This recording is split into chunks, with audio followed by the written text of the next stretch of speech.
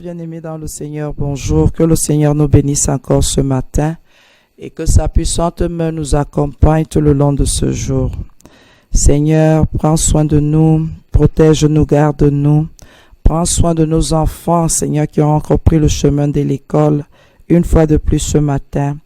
Préserve-les, garde-les, Seigneur, et tous ceux qui ont pris des véhicules ce matin, Seigneur, pour aller à leur travail. Que ta main puissante les dirige, Seigneur, et que la gloire te revienne. Au nom de Jésus, j'ai prié. Amen.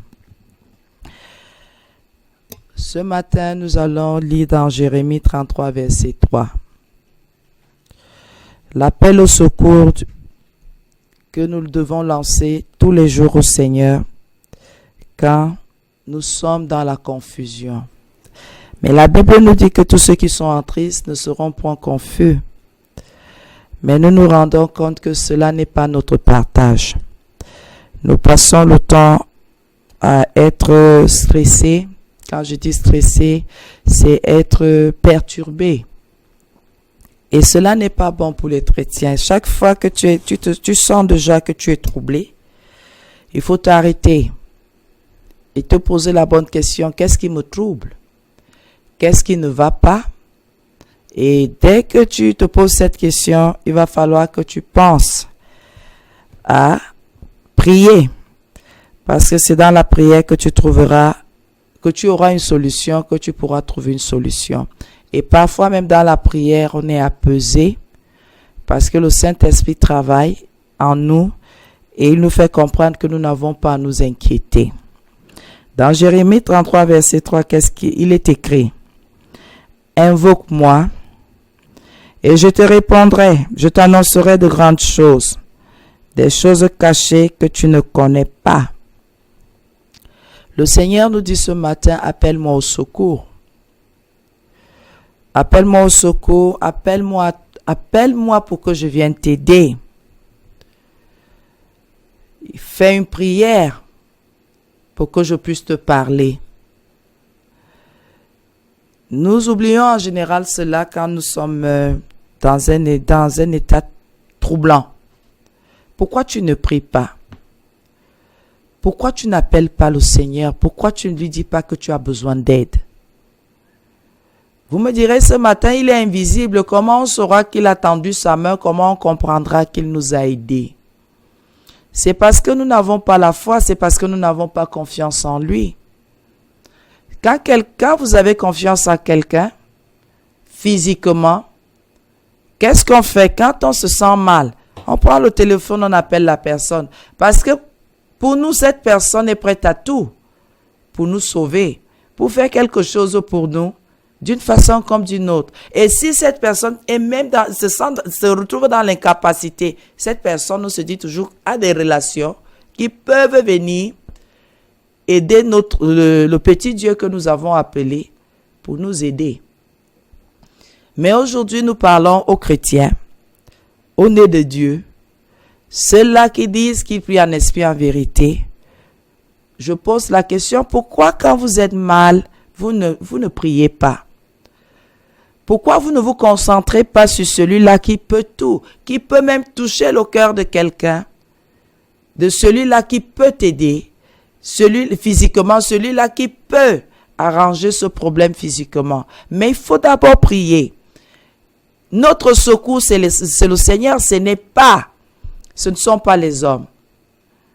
La personne que tu passes le temps à biper, à appeler là à chaque moment que tu n'es pas bien, rends-toi compte qu'il y a un problème. Ta bouche, le Seigneur a mis les mots dans ta bouche. Il t'a équipé pour que tu puisses lui parler.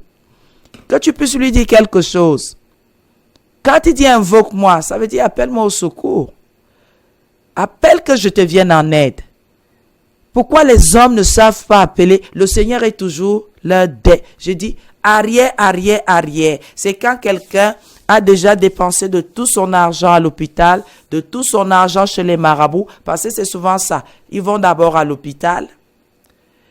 Après, ils quittent l'hôpital pour les marabouts. Quand ils savent qu'ils n'ont plus rien, c'est là où ils reconnaissent que Dieu est bon et il a suscité des serviteurs bons qui peuvent travailler pour rien. arrière de recours. Quand ils ont déjà fait le tour des hommes, des abominations des hommes, c'est là où vous voyez quelqu'un venir pointer sa tête et ils viennent sans foi, sans confiance. Il a fait confiance aux médecins, il a fait confiance aux marabouts, mais dès qu'il arrive à l'église, il est vide. Il n'y a même pas la foi, même comme un grain de sénévé. Il n'y a rien. Et quand on commence à leur parler de ce genre de choses, il faut donner votre cœur. Si vous pouvez vous-même comprendre que le Seigneur peut, la personne, elle est là à dire oui, à secouer la tête, mais dans son cœur, il n'y a même pas un brin de foi, je dis rien. Et ces personnes-là sont toujours impatientes envers Dieu. Même parler, mais vous voyez quelqu'un, pasteur, priez. Si vous lui donnez des versets, allez lire. La personne ne va même pas lire les versets. Et parfois, c'est là où quelqu'un vous annonce, est-ce que j'ai même la Bible? Je sais que j'avais jeté la Bible où? Vous vous moquez de qui? Vous vous moquez de vous-même. Tu as eu de l'argent pour aller à l'hôpital, de l'argent pour aller voir le marabout. Et parfois, vous faites des centaines et des centaines de kilomètres pour aller voir ces marabouts-là. Tu as eu les ailes pour aller là-bas. Tu n'as pas payé de transport. Tu n'as pas acheté un ticket pour y aller. Même la Bible, maintenant qu'on te donne les versets bibliques pour que tu puisses lire. Tu dis que tu n'as même pas de Bible, mais il faut déjà penser à avoir un peu d'argent pour t'acheter une Bible. Sinon, le Seigneur il viendra à ton aide comment? Puisque tout ce qu'il y avait à faire physiquement et aller voir même des menteurs, tu as pu le faire. Mais quand il s'agit du Seigneur, aujourd'hui il te dit, appelle-moi, je viendrai. Je viendrai t'aider. Je viendrai à ton secours. Je viendrai te soutenir. Je viendrai faire quelque chose pour toi. Et les hommes n'aiment pas. Ils n'aiment pas appeler le Seigneur au secours. Ils disaient que Dieu est incapable. Ce sont tes péchés qui te disqualifient. Mais Dieu est bon. Il est très bon même. Dieu est merveilleux. Et c'est ce que vous ne comprenez pas. Vous doutez de la bonté de Dieu parce que vous savez que vous êtes mauvais. Vous doutez de la bienveillance du Seigneur parce que vous savez que vous êtes des piètres personnages. Comment quelqu'un te dit, invoque-moi, je te répondrai. Tu refuses de le faire. Et vous aimez trop les choses physiques. Tellement de choses physiques. Vous préférez aller voir un pasteur qui va vous dire, prends les bains, prends l'huile, prends ceci, prends cela. Les mêmes choses que le marabout t'a dit. Au lieu de t'asseoir dans ta chambre, de reconnaître que tu as péché. Et tu as péché contre Dieu. Tu as violé sa loi dans ta chambre. Il est omniprésent, omnipotent. Commence par là. Repens-toi. Confesse tes péchés. Est-ce que pour confesser tes péchés, il faut de l'argent? C'est toi qui as fait les péchés, non? Tu sais ce que tu as fait. Tu sais qui tu es. Finis de te repentir. Et dès que tu finis, dis Seigneur, me voici. J'ai besoin de toi. Quelqu'un vient charger comme un grumier avec les billes de bois. Il ne veut même pas entendre, il ne veut même pas qu'on lui dise que repens-toi. Confesse tes péchés. Et parfois même ils arrivent. Il sait ce qu'il a fait. Tu lui dis repens-toi. Confesse tes péchés. Il bouge les lèvres faisant semblant de parler. Il ne fait rien. Tu fais à qui? Le Seigneur est clair dans sa parole. Quand il dit invoque-moi. Appelle-moi. Crie. Que Seigneur, j'ai besoin de toi. Reconnais ça et confesse-le. Que tu ne peux rien sans lui. Confesse-le.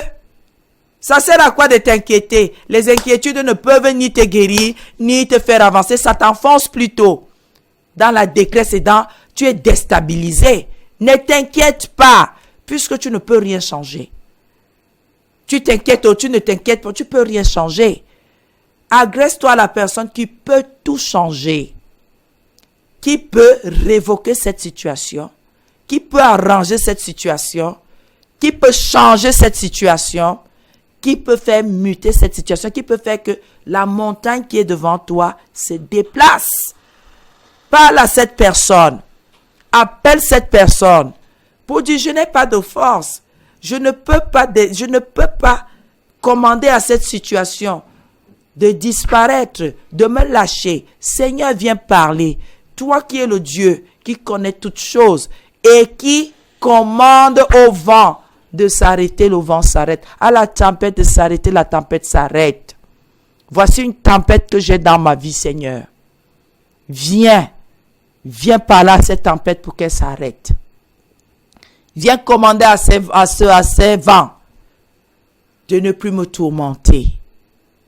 Tu l'appelles, il vient.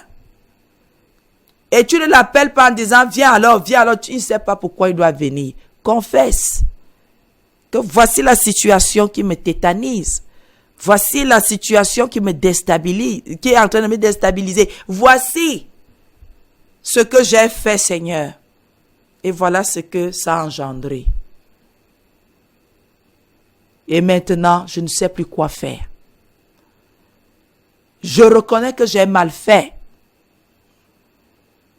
Parce que pour appeler quelqu'un, reconnais que tu as fait des erreurs. Pour appeler le Seigneur, reconnais que tu as désobéi. Pour appeler le Seigneur, reconnais que tu as marché contre lui. Tu as marché en lui disant, reste à ton endroit là-bas, moi-même je peux. Tu t'es autoproclamé Dieu et tu n'as pas voulu le consulter. Reconnais déjà cela et après appelle-le. Voilà, c'est là où j'entends certains dire, voilà alors ce que je n'aime pas. Que quelqu'un ne peut pas seulement dire à Dieu directement que viens au secours, il vient. Il va venir faire quoi? Est-ce que tu vas reconnaître que c'est lui qui a agi? Est-ce que c'est toi qui le payes? C'est ton domestique? Il y a quand même des choses. Quand tu veux aller voir les autorités de cette nation, tu t'arranges quand même à te laver, à être habillé, à être présentable. C'est la moindre des choses que tu puisses faire pour aller rencontrer une autorité. D'abord au portail, si le ministère est fermé, à la porte, celui qui est là va te dire que tu ne peux pas le rencontrer. Même si tu as son numéro personnel, tu ne le rencontreras pas, il ne te laissera pas entrer. Parce que comme tu es là, habillé là, il ne peut pas. Parce que tout ça va retomber sur lui. Que comment tu as pu laisser passer quelqu'un comme ça? Et c'est la même chose, et c'est même supérieur avec le Seigneur. Parce que lui ne va pas regarder à tes vêtements physiques, il va regarder à tes vêtements spirituels. Est-ce que tu as lavé ta robe? Comment tu peux venir avec une robe pleine de taches? Il t'a donné une robe blanche, pourquoi tu as fini de mettre des taches noires dessus? Alors si tu prends la peine de faire une repentance avant de reconnaître que tu as marché en ennemi de la croix, que tu n'as pas voulu te soumettre à la volonté de Dieu, c'est bon pour toi. Ça va maintenant faire que le Seigneur ait une oreille attentive à ce que tu diras et qu'il te réponde. Il va te répondre. Oui, bien-aimé. Il va dire quelque chose et il va te promettre quelque chose. Il va maintenant être une caution pour toi. Parce que les gens ne comprennent pas pourquoi nous autres nous avons cru. Bien-aimé, quand tu reconnais que par toi-même, ce n'est pas parce que tu travailles pas, tu travailles même, tu as un salaire. Tu es même très intelligent. Tu es même sage parce qu'il y a des parents qui ont éduqué leurs enfants correctement, moralement parlant. Tu ne fais pas ci, tu ne fais pas ça et finalement tu te rends compte que c'est biblique, c'est chrétien, c'est écrit dans la Bible. Et quand ces choses-là commencent, quand nous avons cru pourquoi? On s'est rendu compte qu'à un moment donné, ceux qui nous donnaient des conseils avaient des limites. Donc, quand tu poses un genre de problème à quelqu'un, il n'arrive plus à te répondre parce que lui-même, il connaît ce genre de problème et il n'arrive pas à s'en sortir. Donc, il y a une limite. C'est là où quand j'ai connu Christ, je me suis rendu compte que lui, il a solution à tout. Parce qu'à un moment donné, au lieu de chercher des solutions, il te dit, laisse tomber. Ça doit t'arriver. Parce que les hommes ont quelque chose. Ils veulent trouver solution à tout. Alors que le Seigneur dit, quand on te persécute, prie. Normalement, un homme va te dire, si on te persécute, persécute-les aussi. Si te détestent, déteste-les aussi. Évite-les, ne leur parle plus, ne fais plus ci, ne fais plus ça. Alors que le Seigneur dit, quand on te persécute, prie, parle-moi, parce qu'il n'y a que moi pour t'apaiser. Puisque les autres sont déjà en train de t'envoyer des flèches pour te déstabiliser. Moi, je veux, chaque fois que tu vas prier, je veux venir et je veux toucher ton cœur pour te dire, laisse rien. Laisse rien pour t'apaiser. Combien d'hommes peuvent te dire dans la persécution de prier? Il n'y a que Dieu pour te donner ce genre de conseils. Il n'y a que ceux qui connaissent le Seigneur pour te donner ce genre de conseils. Un homme normal ne peut pas te dire, prie quand tu es persécuté. Et parfois la persécution n'est pas externe. Elle est interne. Parfois c'est le mari, parfois c'est la femme, parfois ce sont les enfants qui commencent à manifester des choses que tu n'arrives pas à gérer. Physiquement parlant, hein. Alors le Seigneur te dit, mets-toi en prière. C'est dans la prière que tu vas vaincre ces choses-là parce qu'elles ne sont pas physiques. Il y a déjà une manipulation diabolique derrière et c'est spirituel. Quand toi tu vois les choses physiquement, sache que tout a déjà été fait spirituellement. Pour dire à quelqu'un, quand la Bible dit ce matin, invoque-moi et je te répondrai. Tu n'invoques pas, tu n'appelles pas au secours, tu n'appelles pas à l'aide, il ne répondra pas. Le verset est clair. Tu ne dis rien, rien ne se passe. Vous avez déjà vu votre maison incendiée, les flammes sont en train de monter, vous n'appelez pas, les pompiers ne viendront pas. Vous allez vous débrouiller là-bas au quartier. Vous les appelez, ils font tout pour venir. Même s'il y a un embouteillage, ils mettent la sirène, et on leur donne le passage, même s'ils arrivent toujours trop tard, ça c'est sûr. Mais ils arrivent quand même. Ils arrivent quand même. Et c'est le plus important, que les pompiers arrivent. Pour dire à quelqu'un ce matin, tu n'appelles pas au secours, tu n'appelles pas à l'aide, par une prière, tu ne seras pas exaucé. Le Seigneur va faire comment? Que lui-même il ignore quoi? Et vous écoutez très bien. Ça veut dire quoi aussi? Vous qui priez dans le cœur là, vous n'invoquez pas. Vous n'appelez pas. Quand on appelle quelqu'un, c'est pour dire, Seigneur, Seigneur, on t'entend. Tu t'entends toi-même et tu te dis que le Seigneur est devant toi et il doit t'entendre. Quand toi tu commences à prier dans ton cœur là, c'est pour toi-même que tu fais ça. Ce n'est pas pour le Seigneur. On invoque et quand on invoque, on appelle. On parle. Quand vous êtes là, tout le monde prie, mais et pourtant vous ne priez rien. On prie quoi? Le cœur. Le cœur a une bouche. Le cœur pense. Mais on n'a jamais dit que le cœur parle. Et même si on le dit, même dans votre jargon, mon cœur parle beaucoup. Mais maintenant, extériorise, parce que tant que ton cœur parle là-bas dedans, on ne l'entend pas. C'est ta bouche maintenant qui doit venir, puisque la Bible dit, c'est de l'abondance du cœur que la bouche parle. Ça veut dire que la bouche du cœur, c'est celle-ci. Si quelqu'un veut exprimer ce qui est dans son cœur, c'est sa bouche qui doit parler. Là où on vous a enseigné là qu'on prie en silence, c'est faux.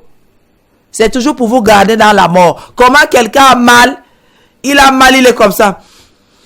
Il ne gémit pas. Tu as mal, tu ne gémis pas. Comment ceux qui sont avec toi sauront que tu souffres?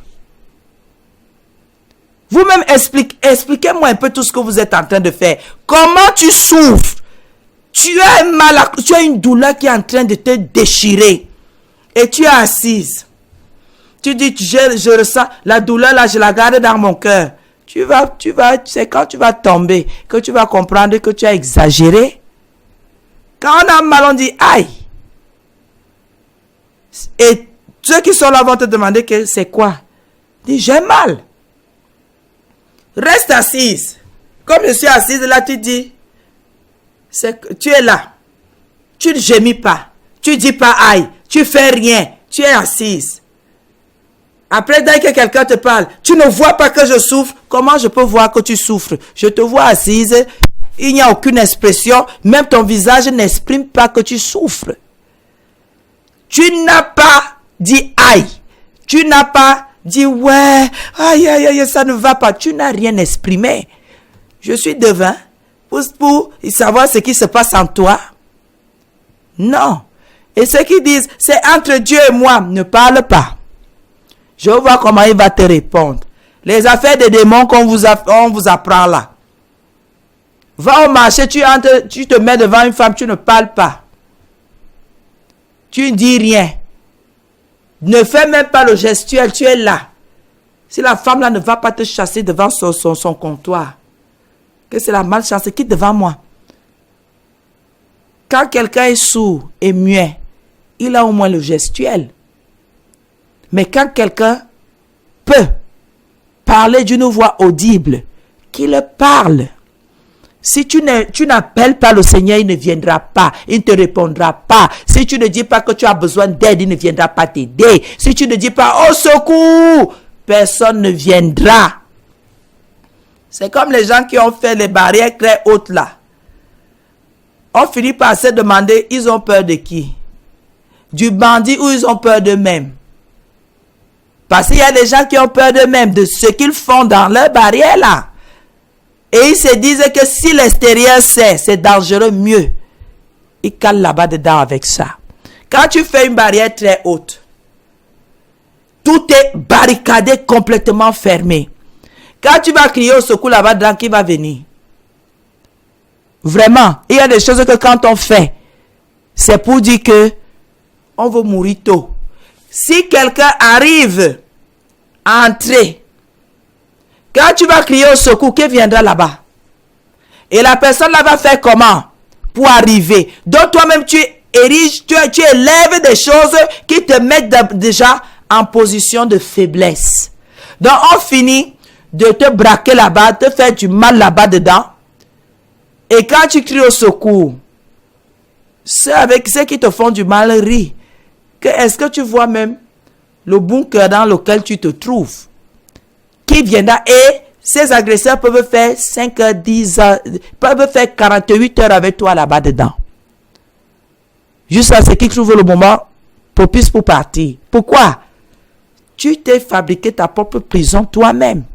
Et c'est comme ça les gens qui ne veulent pas parler à Dieu. Quelqu'un t'a donné une bouche. Il t'a donné la capacité de t'exprimer.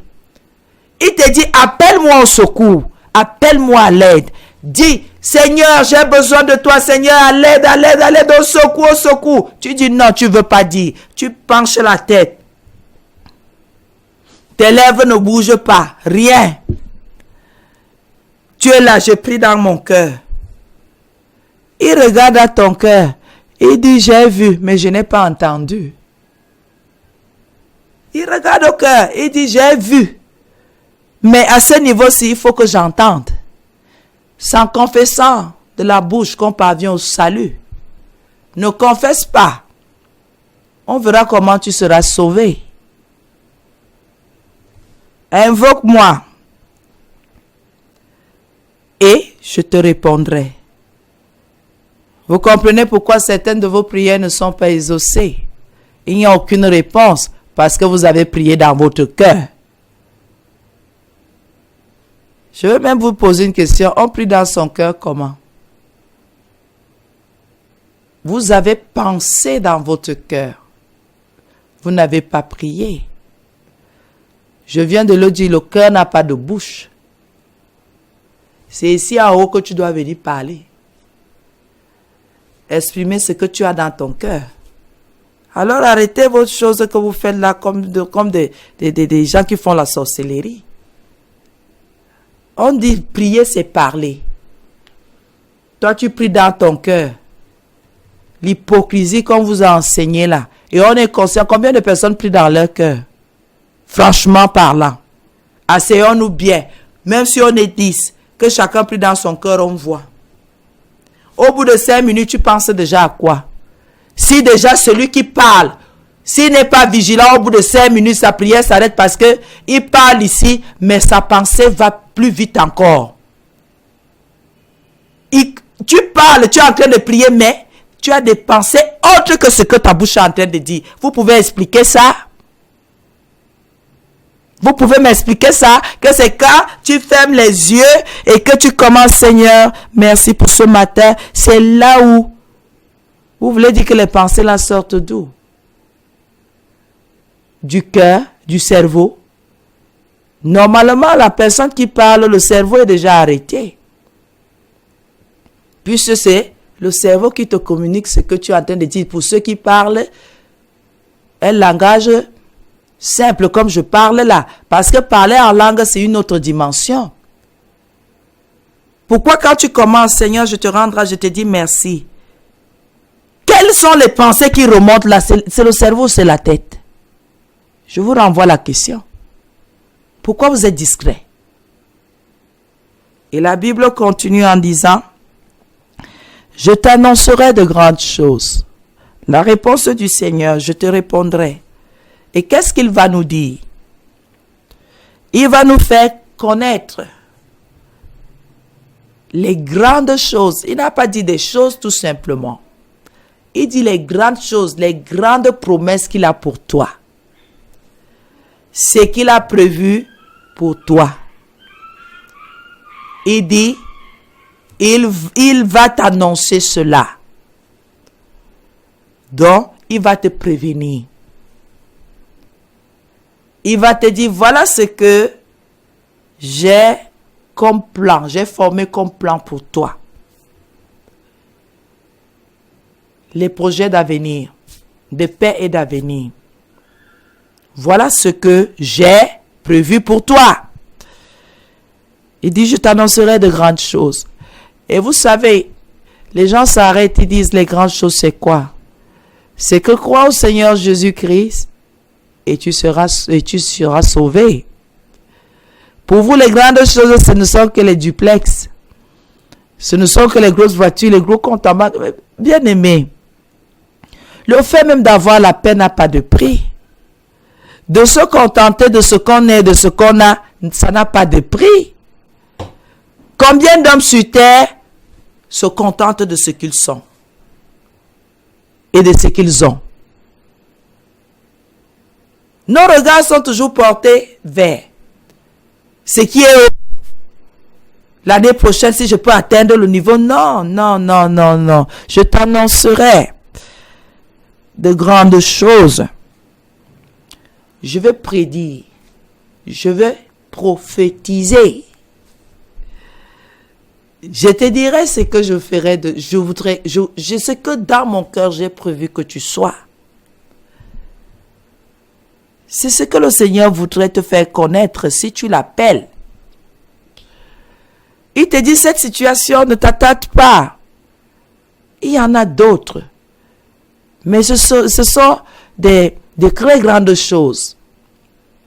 Parce qu'aujourd'hui, quand on dit, le Seigneur va annoncer, tous les chrétiens veulent devenir pasteurs. Ce n'est pas une mauvaise chose, hein? Mais tu veux devenir pasteur, pourquoi? Est-ce pour abuser des gens? Ou parce que tu as vu les bandits en col blanc qui sont là-bas, ils sont pleins, qui mentent, et tu cherches seulement quelqu'un qui deviendra une pierre d'achoppement pour que toi, tu te hisses là où tu veux te hisser. Qui t'a dit que être à l'hôtel est une grande chose? C'est une petite chose. Tu seras la personne la plus persécutée, surtout que si tu veux marcher dans la vérité. Surtout si tu as pris pour modèle Christ Et tu dis, je reste ici, je reste là et je fais comme lui et je dis tout ce qu'il a dit et je ne regarde plus arrière. Tu seras persécuté. Parce que si quelqu'un aspire à avoir des responsabilités à l'église, c'est une bonne chose. Mais il faut remplir certaines conditions.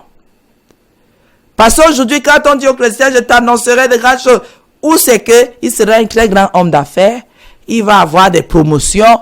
Ne leur dis jamais que les projets là, c'est que tu seras un chrétien sanctifié et que tu vas honorer le Seigneur. Pour eux, ce n'est pas ça une prophétie. Hein? Pour eux, c'est que non, ta vie va changer. Tu auras l'argent. Oh, tu seras la tête. C'est ça. Mais tu seras dans la tête en sanctification, en sainteté. Pourquoi vous refusez le côté là? Vous voulez seulement le côté des costumes, le côté d'argent, le côté d'abus, seulement ce genre de choses. Je t'annoncerai. Je vais te faire connaître mes promesses. Pour toi. En particulier, je te dirai exactement quelles sont les promesses qui sont sur ta tête et qui doivent se réaliser dans ta vie. Oui, tu seras un homme pieux, une femme pieuse, une femme très attachée à moi, un homme très attaché à moi. Tu seras à mon service et tu vas gagner des âmes dans l'honnêteté, dans l'intégrité, dans la sainteté, dans la sanctification. Dès que vous dites ça à quelqu'un, il est d'accord. Ils veulent être des serviteurs de Dieu, des pasteurs, des prophétesses, mais sans sainteté. Sans obéissance. Je t'annoncerai des grandes choses. Et les grandes choses que le Seigneur voudrait nous annoncer ici ce matin, ce sont ses promesses. C'est ce que Jésus a accompli. Croyons que l'œuvre de la croix est vraie. Croyons que ce que le Seigneur Jésus a fait est bien. Et nous allons nous rendre compte de quoi? Que nous devons quitter la chair pour vivre selon l'esprit. Voilà les grandes choses. Il y en a tellement. Et je t'annoncerai de grandes choses. Elles sont grandes et elles sont cachées. Des choses cachées. Donc il va déchirer le voile pour te les faire connaître. Il va dévoiler tout cela et tu sauras. Il va te faire maintenant vivre. Il va t'assurer quelque chose qui arrivera. Il va te faire avoir de l'assurance. Pour te dire, persévère. Voilà le but que tu dois atteindre. Et voilà ce que je te réserve. Comment nous pouvons venir à Christ? Nous refusons sa sainteté, nous refusons la sanctification, nous refusons l'obéissance, mais tout ce que nous voulons, qu'il nous annonce de grandes choses. Les choses cachées. C'est ridicule, bien-aimé. Et je connais cette difficulté en tant que prophétesse. Les gens viennent vous consulter, pas parce qu'ils veulent se convertir, pas parce qu'ils veulent obéir à Dieu. Non, les gens viennent vous voir. Quand je dis consulter, vous voir. Vous rencontrer, avoir des entretiens. Parce que les consultations, c'est un mot un peu que je n'aime pas utiliser. C'est tellement bizarre. Surtout quand vous avez rencontré des gens qui l'ont utilisé pour faire des choses mauvaises. Quand quelqu'un demande à vous rencontrer, ce n'est pas parce que cette personne veut que vous la dirigez pour obéir à Dieu. Non. Dites-moi non, maman pasto. Dites-moi non, prophétesse, maman, dis-moi non. Je te dis quoi? Tout ce que le Seigneur montre, c'est ton cœur sans foi. Ta rébellion, tes oppositions, tes raisonnements, c'est tout ce que Dieu montre. Tu veux que je te dise quoi? C'est ce qu'il me dit là maintenant que je te dis. Pourquoi tu veux que je te dise, tu seras une grande femme, hein? Tu seras une femme bénie, tu seras, ça va te servir à quoi puisque tu ne verras pas ça? Pourquoi? Tu ne sais ni appeler le Seigneur au secours, tu es une Égyptienne, les chars de l'Égypte seulement t'intéressent. Et vous allez voir certains, on a prophétisé, le Seigneur a libéré une parole dans votre vie, mais vous partez utiliser, vous partez que d'autres personnes que le Seigneur n'a même pas suscité dans votre vie, vous pousse à atteindre le but de Dieu. Il y a des choses qui ne tiennent pas. Comment un serviteur de Dieu, le Seigneur ouvre sa bouche, dit quelque chose dans ta vie là. Il t'annonce, il fait que ce serviteur t'annonce quelque chose par sa grâce. Et toi maintenant, quand tu reçois la parole, tu rentres en Égypte. Dieu a dit que je serai la tête. Dieu a dit que je serai ceci. Tu pars maintenant utiliser des païens pour parvenir à tes fins. La parole de Dieu, tu prends la parole de Dieu et tu demandes à ce que les hommes, c'est toi maintenant qui pars. Tu pars aider Dieu. Quand il t'a annoncé ces choses-là, c'est toi qui as demandé. Tu n'as fait que prier parce que tu étais dans le trouble. Mais c'est maintenant lui qui prend sur lui de t'annoncer de grandes choses. Des choses que tu ne connaissais pas. Toi, tu n'as regardé qu'à ta situation. Et lui, maintenant, il vient faire quoi? Il te dit, la situation là n'est qu'un examen. Ce n'est qu'un test. Voilà ce que il ouvre maintenant. Voilà le but que je suis en train de te tenir pour t'amener là-bas. Voilà ce que je voudrais que tu deviennes. Et tout ce que tu trouves à faire, dès que tu as reçu cela, c'est de rentrer à ton vomi. Dieu a dit que je suis une grande femme. Tu es ou tu seras. Là où tu es là, tu es une grande femme. Là où tu es là, tu es un grand homme. Tu seras, si tu restes avec lui. Parce que c'est lui que tu as appelé au secours. C'est lui que tu as appelé à l'aide. C'est lui qui t'a dit, voilà les choses que voilà les choses que moi j'avais déjà prévues pour toi. Maintenant, dès que la parole sort, tu commences à chercher les DG de ta famille. Oh, ceci. Non, voici mes diplômes. Cherchez-moi une place parce que Dieu a dit. Tu vas voir. Tu auras sûrement une place. Mais tu vas faire toute la place là, seulement la place là, tu ne vas pas évoluer. Et c'est là où je t'entends les menteurs qu'il y a dans les églises. Moi, tu viens me voir. Je te dis, viens. Tiens ma main. Avançons. Tu lâches ma main.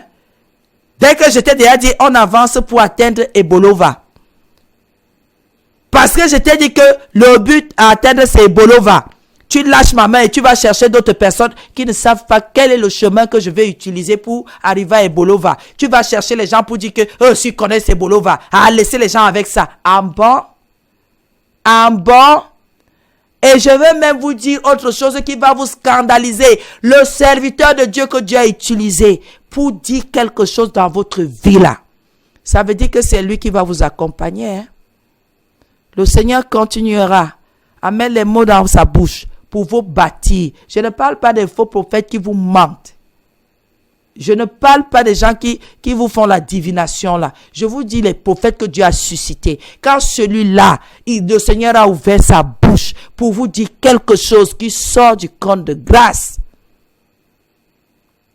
Bien-aimés, vous devez veiller à rester et à suivre les enseignements de ce serviteur de Dieu.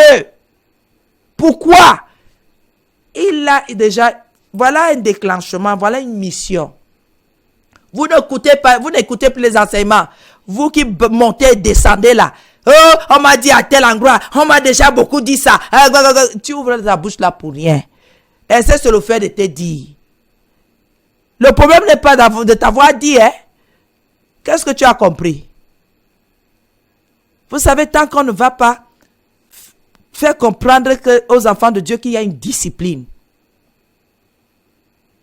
Quelqu'un arrive ici, j'ai vu. La personne compte 15 serviteurs de Dieu. Tu comptes 15 serviteurs de Dieu. Son agenda est plein de leurs numéros. Donc, dès qu'il a ton numéro, il sait déjà, il a déjà essayé 2-3 fois. Il sait que c'est ton numéro. Il quitte l'église, il part chercher le numéro d'un autre homme de Dieu. Tu crois que c'est ça qui sauve? C'est ça qui va faire que les paroles les grandes choses qui ont été annoncées dans ta vie se réalisent. Tu racontes des histoires. S'il a utilisé un homme de Dieu, tu as intérêt à rester avec cet homme de Dieu-là. Pour que ça se réalise. Laissez le bruit que vous faites là. Nous ne sommes pas dans le monde. La famille de Dieu, c'est la famille de Dieu. Et notre Dieu est un Dieu d'ordre. Laissez-nous un peu les petites choses là que quand quelqu'un, son cœur est plein de convoitise, plein de cupidité, le Seigneur fait grâce. Et parfois, il fait que certaines paroles sortent pour voir comment vous allez réagir. Et parfois, ce n'est pas le serviteur que vous trahissez, c'est Dieu que vous trahissez. C'est lui que vous abandonnez. Vous vous détournez de lui pour chercher de nouvelles voies pour parvenir là où lui l'a annoncé. Il vous a annoncé que voilà ce que je veux faire de vous. Vous vous abandonnez cet endroit pour aller fréquenter d'autres endroits. Pour dire que là-bas n'était plus mieux. J'avais déjà compris ce que Dieu veut. Tu racontes des histoires. Vous êtes des personnes vraiment. Le diable sait vous voler ce que vous avez de précieux. C'est en manquant de respect à un serviteur de Dieu que ça va changer quoi? Le fait même de poser cet acte-là montre déjà que le diable t'a eu. Parce que tu ne peux pas faire que Dieu, le Seigneur suscite quelqu'un qui vient parler de sa part dans ta vie. Et toi, tu trouves que tu dois maintenant casser le plat parce que tu as déjà eu une parole. C'est faux. En cassant le plat, c'est Dieu que tu attaques. Tu affrontes le Seigneur. Parce que lui ne veut pas que ce plat-là se casse. Il voudrait encore utiliser ce plat-là pour plusieurs personnes. Pour une multitude de personnes. Il t'annoncera comment? Il peut t'annoncer par des songes. Il peut t'annoncer par des visions. Il a fait avec Joseph. Il peut aussi passer par la bouche d'un frère, d'une sœur. Passer avant même que je sois servante. Je suis d'abord ta sœur en Christ. Nous sommes d'abord les frères et sœurs en Christ. Seulement que le Seigneur a déjà mis une fonction sur moi. Bon. Qu'est-ce qui se passe? Il dit, je t'annoncerai de grandes choses. Et c'est écrit au futur. Si tu l'appelles, si tu lui demandes de l'aide, il te répondra.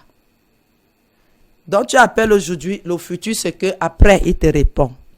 Après la réponse c'est quoi? Il t'annonce. Il te dit, il t'assure qu'une chose arrivera. Tu auras la paix, ça va aller, demain sera meilleur, persévère, ne baisse pas les bras, ne te décourage pas.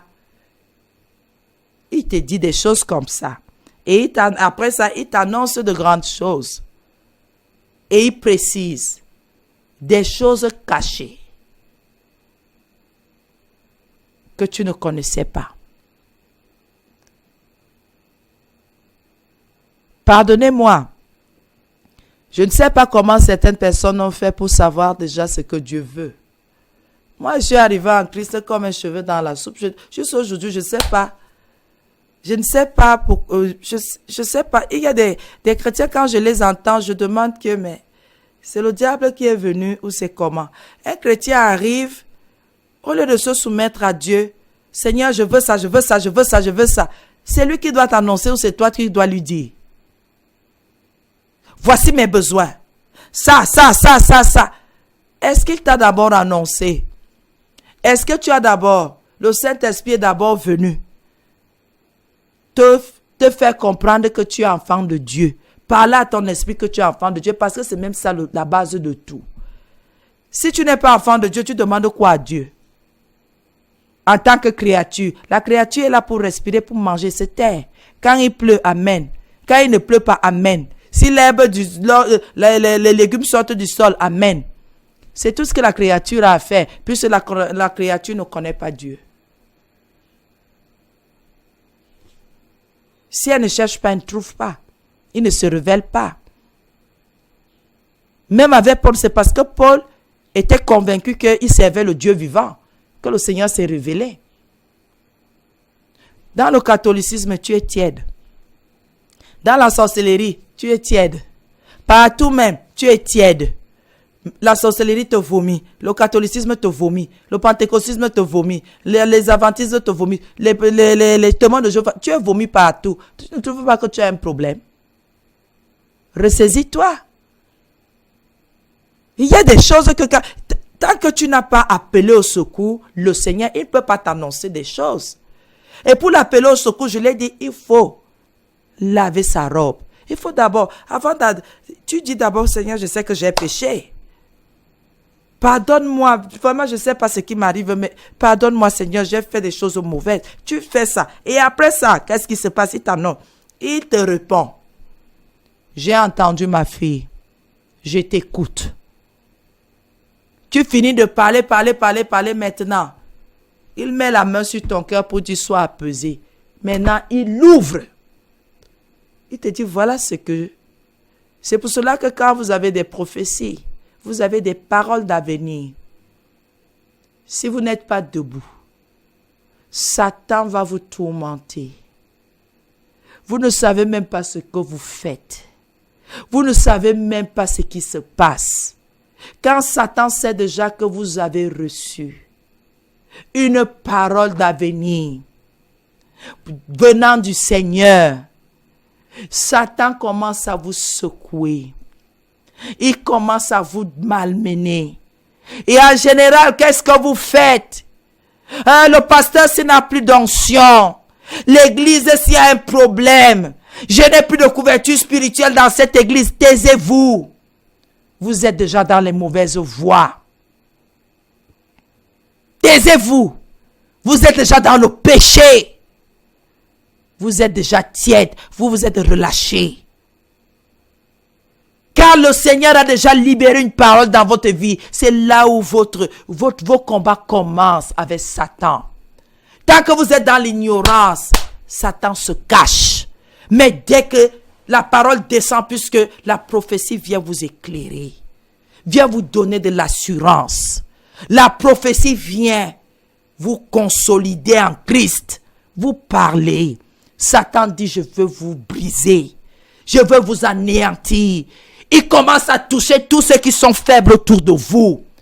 Pour ça, pourquoi? Vous devez lâcher. Alléluia. Et le Seigneur dit, je t'annoncerai de grandes choses et des choses cachées que tu ne connais pas.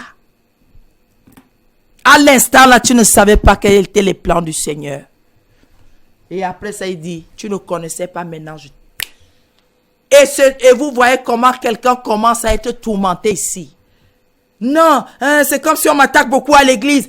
C'est comme si le frère là n'est pas bien. Le pasteur n'est plus bien. Et le pasteur me persécute. C'est faux.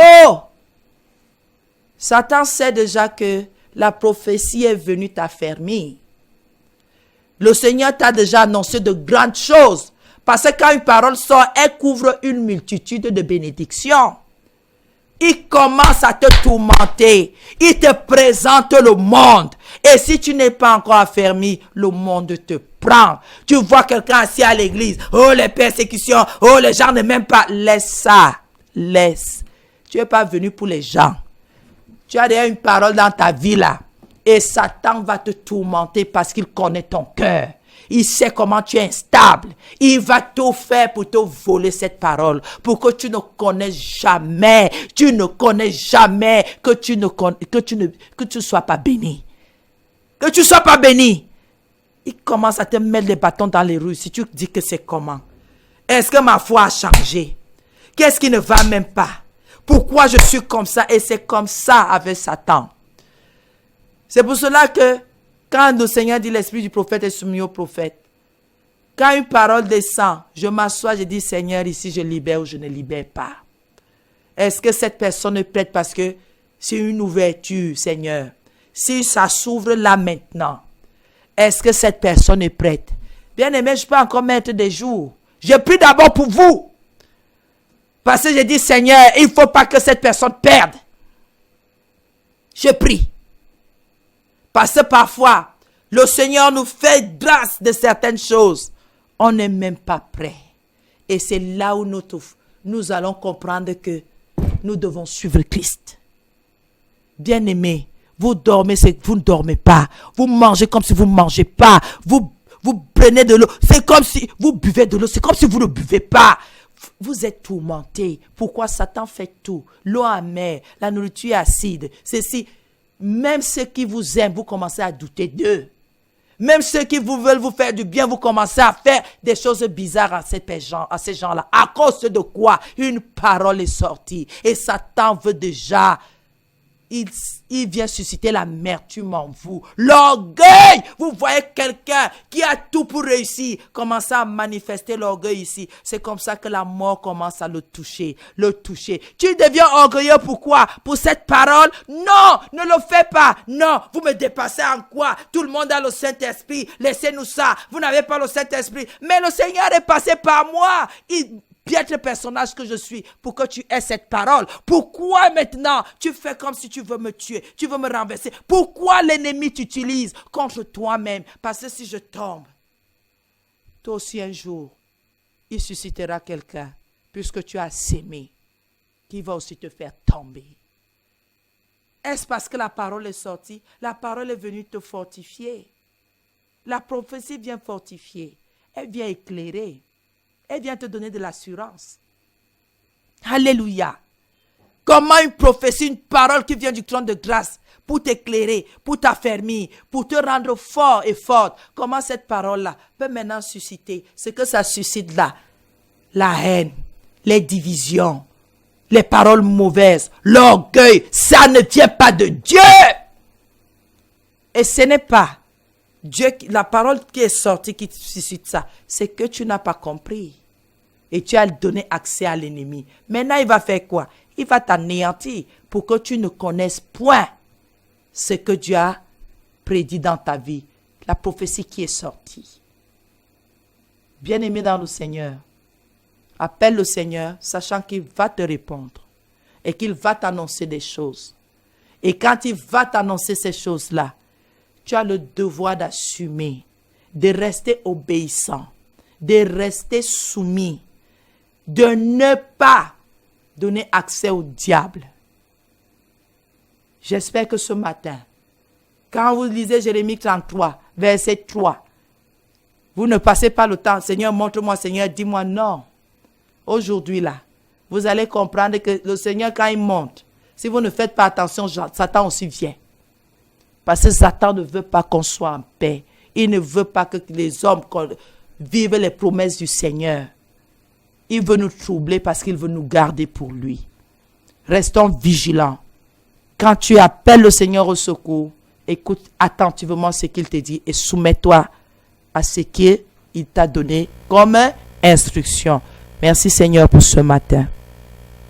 Seigneur, j'élève la voix et je prie pour tous ceux-là qui ont donné accès, qui t'ont appelé au secours d'abord, Seigneur. Et tu as répondu. Tu as annoncé de grandes choses, des choses cachées qu'on ne connaissait même pas. Et Seigneur, l'orgueil est entré dans notre cœur. Alors que toi tu as annoncé cela, Seigneur, pour la gloire de ton nom, les hommes ont pris pour rivaliser, pour faire des concurrences, les uns envers les autres, alors que ce n'est pas ça que ton esprit suscite en nous. Seigneur, aie compassion de nous ce matin. Brise l'orgueil dans le cœur de tes enfants. Anéantis la haine.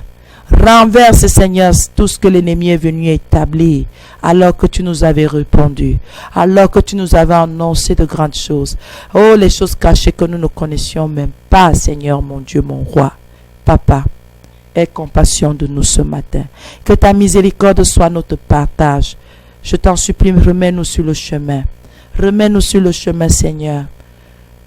Pécheurs que nous sommes, faibles que nous sommes, limités que nous sommes, Seigneur, nous te supplions. Remets-nous sur le chemin, je t'en supplie. Et que la gloire te revienne au nom de Jésus, nous avons prié. Amen. Univers